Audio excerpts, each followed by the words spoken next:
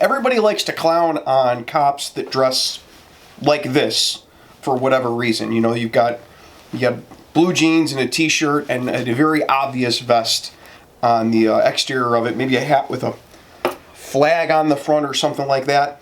Cops like to dress like this because, honestly, we think it looks cool. And so a lot of the times that you see cops dress like this, and they'll have a duty belt on with an exterior vest, but jeans and a black t-shirt. That's one of those things where we get more compliance from our regular customers dressed like this because they associate this with like the Jump Out Boys or the TAC guys, the narcotics guys, or whoever's working Vice. They tend to dress this way because it allows them to relate a little more with the environment that they're in. If you know, you know. What I am doing, and it's like almost undercover this month, is I have somebody in the final phase of field training. And I've been getting a lot of questions and stuff from people, where I'm at on YouTube and Instagram and all that. I've been doing a lot of social media lately, and the reason is that when I'm training someone, I don't post a lot on social media because it takes like all of my emotional intelligence, all of my emotional everything I can bag in a day in order to deal with somebody who's brand new, seems like they're actively trying to kill me. But now that my guy is doing really well, and we're not having problems at all, and before I move on to the next person, because we just hired a whole boatload of people at my PD, I figured I would get a video about what it is that I'm doing, so there wouldn't be a bunch of questions in the coming couple of months when I'm only posting like once every couple of weeks or once a month.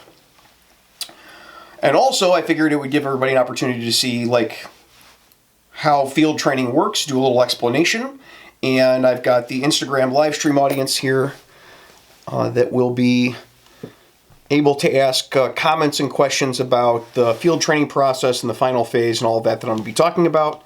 If you want to be part of that conversation in the future, follow me over on Instagram, Tommy_free field training. Hopefully they'll come up with some good questions about the field training process and how to become a cop and all of that, where I can spin off some other videos and maybe have more content in the next couple of months. So all that being said, the final phase of field training is shadow phase, and that is when the FTO is supposed to come out and look like a ride-along, or at least look less like a cop, so that when you get out of the car with your trainee who looks like a police officer, they're in a uniform, getting out of a marked car, people immediately go talk to them instead of immediately trying to talk to me. And for a lot of field training officers, they end up looking like the TAC guys because, again, we think it looks cool. So they'll wear their uniform vest and they'll wear their uniform belt with all of their stuff on it, and their radio with the shoulder mic hooked to the center placket, and they'll say police really big on their back all the time, and they'll have maybe a uniform hat, or they'll have a cool guy hat on, and their boots still, even with blue jeans. And you show up to a call, and I've tried that before with people who are in shadow when I'm supposed to just be watching this person and seeing what they do, and it ends up that people want to talk to me more because I look like I'm dressed like one of the Jump Out Boys or TAC guy or something, and they're like, that's the person that's going to solve this problem for me. I'm going to talk to them. I don't want to talk to that guy that's in uniform. So I found that to be kind of counterproductive.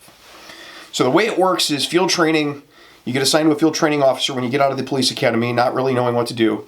And your phase 1 FTO is also your shadow phase FTO, so you're like your final phase FTO. So the phase 1 person, they teach you how to use a spotlight and how to do the paperwork and how to kind of start becoming a cop. And then they're also the same person that at the very end are putting the finishing touches on your training process. And the two people in the middle are doing training tasks to teach you things about how to be a cop, like the basic level of what we're doing when we're out on the road.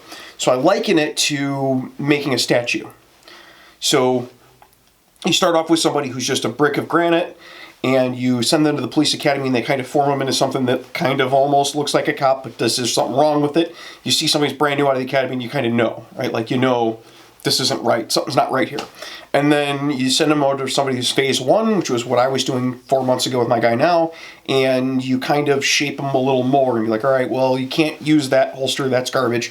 You need to spend actual money on a holster, and you can't use that. That's junk too. Let's not do that. Let's move that over there so that way you can get a hold of it and be able to use it. And let's put your cuffs somewhere you can get them with both hands because that's going to be a thing, that type of stuff. And then phase 2, they get a little further and deeper into it and start getting the attitude and the to teach them how to speak on the radio in a way that makes them sound like a professional and be able to speak with the public and get some of the verbiage in reports where they sound professional reports. And then in phase 3, it's like learning some of the higher level stuff and a lot more legal things about like when can we enter a car is stolen. Whereas phase 1, we're learning how to run a license plate. Phase 3, we're learning. We're going to tell people no if the girlfriend wants to report the car stolen because the boyfriend didn't bring it back in 3 hours. That type of thing, and why that is. And then by phase 4, by shadow phase, the phase 1 FTO's job is to come back to them at their final phase and sit down in the car, dress like a ride-along, and be like, all right, show me what you've learned. And that's where I'm at now. So that's my almost undercover and why I haven't been on YouTube very much lately. So this is going to make everyone who says that I carry way too much stuff and I'm way too into gear really happy to know that in real life, when I'm a cop and on the real road, I'm looking at what is the best setup for the job that I'm doing, and for many jobs that I'm doing, a bunch of stuff doesn't really help. So when I have someone in shadow, I generally don't carry a long gun because I don't want to be kept away from doing the job that I'm supposed to be doing, which is watching them, with some exceptions. I don't wear my uniform vest cover because then I look like everyone else that they're trying to encourage them to talk to. So I have this is from Safe Life. It's their tactical carrier with a 3A plus vest in it because I don't have a lot of other ways to protect myself. I want at least good armor, right? Just like stab and slash and impact and bullet resistant and all that stuff. And then I have a visitor tag on my chest, which I've covered up with blue tape so you can't see the agency. And then on the back, for obvious reasons, and then on the back, I have a little sticker that says dial 911. Which I have mostly as a joke, so that when people come up and they try to talk to me, for whatever reason, they get the idea, they hear me talking to other people, and they figure this guy might be in charge. I can be like, whoa, no, I'm just an auditor. I don't have anything. If you have an emergency, you have to call 911. So I have my visitor tag, and that tends to, a lot of people like to look really close at that, and then they see visitor and like, oh, well, we don't want to talk to him. And I have my body camera mount, and the body camera is, of course, at work, still trying to download for the fourth month straight. And then next to it, I have my phone mounted up here because most people are used to seeing a phone. They know what a phone is, so I can leave that out where they can see it and nobody catches on that this guy might be something. Because the idea is to be incognito. On the other side of my vest, I keep a flashlight because I need a flashlight. So this is the ASP XTDF. It's just a good rechargeable flashlight that I can clip on here without needing a pouch. And then I have the worst zip cuffs in the world because even if my job is not to go hands-on and I have to like take a step back, I still want to be able to restrain somebody if I have to place somebody under arrest if I really had to on the road. Luckily, in many times doing shadow phase, I've never had to do that. And over here I have a bunch of pens and then a fork because you always got to be ready for chow. And then I always wear a hat and a jacket when it's cool enough out to wear a hat and a jacket. But I use pretty much the same setup when it's not cold out. I just delete the hat and the jacket, and it all pretty much works the same way, with one exception of how it works. So I also have my radio, one of my old radios that I use for side jobs, and I just clip that to my pocket, and I wear just like carpenter jeans, and I have a pair of gym shoes. They're actually Gore-Tex gym shoes. They look like gym shoes, mostly look like gym shoes, but they're Gore-Tex, so they keep my feet wet. They keep my feet dry, even if I step through a big puddle or something. So in the summertime, the hat is unnecessary. I do like having an American flag hat like that because if something does go crazy, and I'll show you here in a second, if something does go crazy, having the hat with the flag on it, I figure could help a little bit with ID. People tend to key in on things like that and be like, maybe I shouldn't shoot that. If something goes sideways on a call, the jacket that I wear in the wintertime when I do this is just the liner from a True Spec parka. And the liner for the True Spec parka it's a really, really light polar fleece. So it keeps you warm, but it's not so ungodly warm that if I got a guy that's like from the Caribbean that I'm in a car with, he's not going to boil me out of the car by turning the heat on. And if something goes really sideways on the street, I can just delete the jacket. I just take the jacket off and now I'm cold, but I am well identified, at least from the back. And then I have, you can see the metal loops here, the little metal cord, the bead chain. On the end of that is my badge. I can pull out and hang around my neck. And then also in here, if things go super sideways, I can attach a patch in the front. So if we end up on a barricaded gunman or something, and I have a minute to do it, and it's cold outside, I can attach a police patch on there. I can pull my badge out and hang it around my neck, and I can then put the jacket on. I can take my vest off, put the jacket on, put the vest back on top, and now I'm completely identified as the police. And that's kind of the system. That's how I've worked it out. In my pockets, I got like my keys and some cash and the keys for the car and a little pocket knife. You know, nothing astounding because I'm trying to keep light and thin with this stuff. Oh, and my pistol, I have my duty pistol in a Filster floodlight holster. So I've got my Walther PDP. So I've got 20 or 19 rounds on tap of 9mm, pretty good duty ammo. And I have it in a holster that conceals, you know, fairly well, and allows me to get the pistol out fairly easily. And I can conceal it, mostly conceal it under a black T-shirt in most lighting conditions. So the idea with this, and then I've got it on Core Essentials, one of their like click adjustable belts, because I'm a fat guy, and the click adjustable belt allows me to, like, when I sit in the car with this massive pistol appendix, I can kind of unclip it a little bit and sit and then tighten it up when I get out of the car and I need to, you know, stretch and do stuff. So that's kind of the system that I got going for as far as gear is concerned. And then the hardest thing about doing field training is being the primary, because in phase 1 you have to teach them all the stuff. And it's like a lot of stuff. Like, you don't realize people don't know how to use a flashlight. Just coming out of the police academy, they don't know how to use the flashlight that they bought. And then the final phase, the hardest thing, is not having all the patches and badges and stuff, and standing there and looking like a ride-along, right? Like purposely trying to look like a ride-along, so much so that you put like a visitor tag on to look like a ride-along. And you don't have like a bunch of gear. People don't see handcuffs. They don't see a pistol. They don't see anything that says police. And you have a visitor tag. When they get close enough, they see, oh, it's visitor. He's just riding with this guy. And most of the time, I'm pretty successful in like projecting that persona to people. And so I can stand back and watch them do stuff. And one of the hardest things is standing back and watching them do stuff and watching them like mutter through things and having to just stand there and watch instead of fixing it. Because as cops, we get like into this habit of, we're going to fix this problem, fix this problem, fix this problem, fix this problem, fix this problem, move on to the next problem, and trying to like let somebody fail to the point where like you just let them try to figure out what they're doing to mutter through it is like one of the most difficult parts of that final phase. But I do enjoy it, and so that's why I haven't been on social media very much, and that's why I'm almost undercover this month. If you see me on Instagram or anything, you're going to see me like kind of looking almost undercover sometimes. I think I posted last night something about articulating yourself on reports on my Instagram story, and that's what that was about.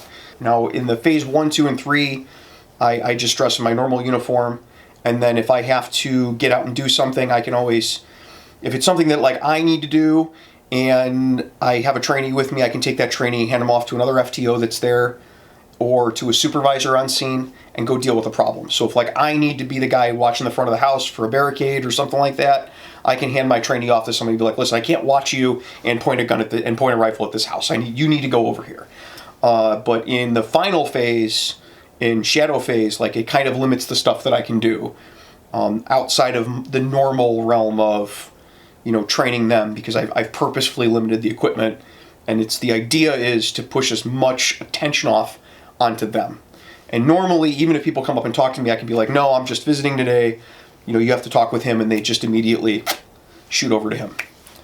And you'll notice a lot of the stuff that I carry around is like, it's like videotaping and communications. It's a radio and a phone. And most of my stuff is communications related, and pens, because I have like a 3-inch binder full of DORs, which is the evaluations every day for them. And I'm like carrying that thing around everywhere. So I look pretty much like this with a binder under my arm and a coffee cup for like a month and a half every time I have somebody on primary. And that's what I'm up to.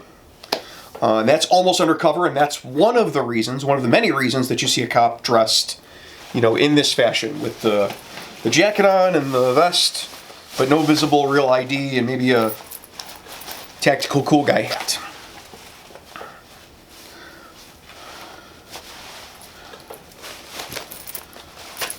So we'll see if there's any comments and questions from the Instagram live stream audience, and then we'll call it here. But let's see if they have anything to say. Andy Lamb 98 says, so you're still an officer, not YouTube full-time. Not only am I still a cop, but I'm still a cop full-time. It's my full-time gig, which is why when I'm doing something on the street that takes most of my intelligence and most of my time away, I can't do the YouTube stuff. And I wish I could do YouTube full-time, but I've got a few more years until my pension is locked in where I could even think about retiring, going to do something else. The Tactical Mentor says, is that a Safe Life vest? My plate carrier is Point Blank. I've got Point Blank, I've got Armor Express, I've got plates from God only knows how many companies. This carrier is from Safe Life Defense, and the Armor is their 3A Plus, because it's comfortable and it stops most stuff. And I'm not carrying a lot of things. Like I have a pistol and my keys on a Kubotan. That's it, right? And then zip cuffs. Really bad zip cuffs, actually. They're just like basically just two really big zip ties that are sold as zip cuffs. Like that's all I got. So if I've got very little else, I want to at least be well protected. And that's where this carrier comes in and why I use this one, even though I have like, you know, I've got like an Agilite plate carrier with level 3 frass plates. I've got my original plate carrier. This has got, I think this is a Gray Ghost gear with two level 3 plus polyethylene plates in it, and I've got body armor from Point Blank and Armor Express and everywhere else. This is what I grab because it's comfortable and it gets the most done. It also, I think, is the lowest profile of like the tactical carriers that allows me to carry everything. And it kind of looks like what we would hand out to a ride-along. Where I'm at, we hand out external carriers with no identification to the ride-alongs all the time, so people are kind of used to seeing it. You might be mistaken as a dispatcher, especially with a jacket on. Robert STKM has a very good question. He says, at what point do you intervene if a trainee is handling a situation poorly? So if we're in the final phase of field training, I'm dressed like this, almost undercover, reference the video, and a trainee is handling the situation very poorly, I don't intervene unless someone is going to get hurt or someone is going to, you know, violate somebody's rights or violate the law, like the trainee is going to violate somebody's rights or violate the law, or something very serious is going to get damaged. So, for instance, trainee is standing in the middle, like walking in front of traffic and grab and be like, nope, we're getting back this way. Or if they look like they're going to, like, let's say they look like they're going to arrest somebody based upon just one person's statement of what happened, without collecting all of the available information. Like, situation's been settled down, they talk to one person, he punched me in the face, all right? There's no injuries on her face, walks over, starts arresting the guy, woo, no. Maybe we got to find out from him what happened, right? Like, this would be a good opportunity to get both sides of this story before we go putting the habeas corpus on people, things like that. Or let's say we got a situation like there's going to be a car crash, right? We're on an accident scene, and I see, hey, there's a problem over here. Hey, we need to move our car and get it and block that other lane of traffic, because it's not a good training point if we end up getting hurt, right? And then we can discuss that issue later. But anytime I do that, I have to document it on the daily observation reports, on their daily evaluations, and I have to put a big F on there. You know, for FTO had to intervene and be like, hey, I had to do yada, yada, yada, yada, yada, and then over the other side be like, all right, and we talked about why I had to do that, why that was a bad thing. At this stage, though, I shouldn't be doing that at all. And the final phase of field training should just be me watching and be like, excellent job, young Padawan learner, right? And that's the majority of the time all I have to do. Hey, thanks for watching Free Field Training on YouTube. And while you're here, why don't you check out some of these other goofy videos that I've made? Or you could subscribe, or maybe go over to Patreon and see how you get your name put on the videos like these fine folks over here. All the links are, of course, down in the description. We'll see you guys next time.